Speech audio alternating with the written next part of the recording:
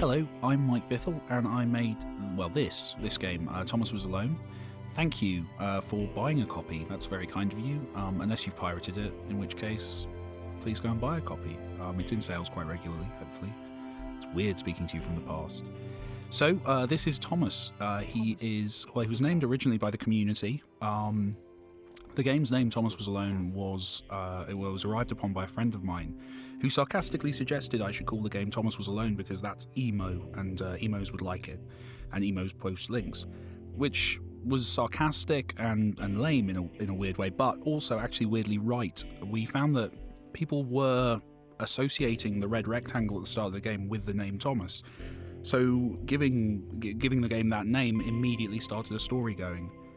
And that happened in lots of ways throughout the game, and I'll talk about that a little bit more.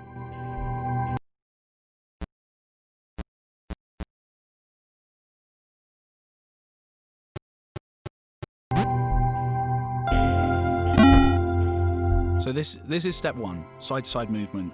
If you're a platforming game fan, it should not present too much of a challenge to you, but here it's really just about easing the player into the way the world works. Seeing gravity for the first time, understanding how falling feels, and then actually kind of talking about that in the voiceover to kind of have a bit of fun with it. It's also introducing the idea of a narrated story, and it's introducing Thomas, so we hopefully kind of do quite a few things here at the same time. It also does the job of setting up Thomas as an inquisitive character. This is really important, and he becomes inquisitive, he becomes more and more interested by the world and tries to make assumptions about it, and that's kind of what his character's all about, at least at the start. Jumping had to be right. It's kind of the main way you interact in this game, obviously. I did a lot of research. I got kind of obsessive about it. It took me, I was still fiddling with the jump physics, I think, about 3 weeks before I launched the game. So it's something that just got fiddled with and fiddled with and fiddled with. It had to feel right.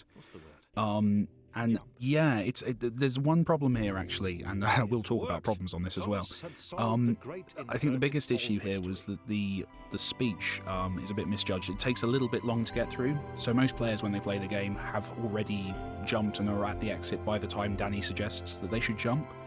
So I think that's an issue throughout a few of these first levels, so I think going back I would have done maybe a bit briefer here. This is a challenging jump, so this is a jump where the player can fail at it.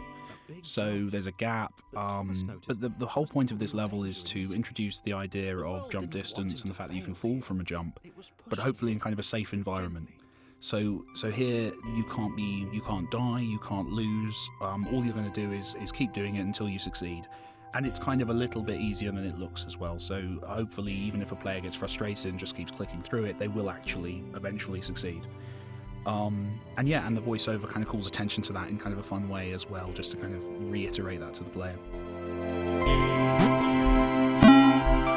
I played a lot of Uncharted before making this level, and it's kind of inspired by those kind of scripted moments in games.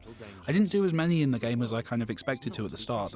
There's a few reasons for that, but I guess I played a lot of Uncharted before making this level, and it's kind of inspired by those kind of scripted moments in games. I didn't do as many in the game as I kind of expected to at the start.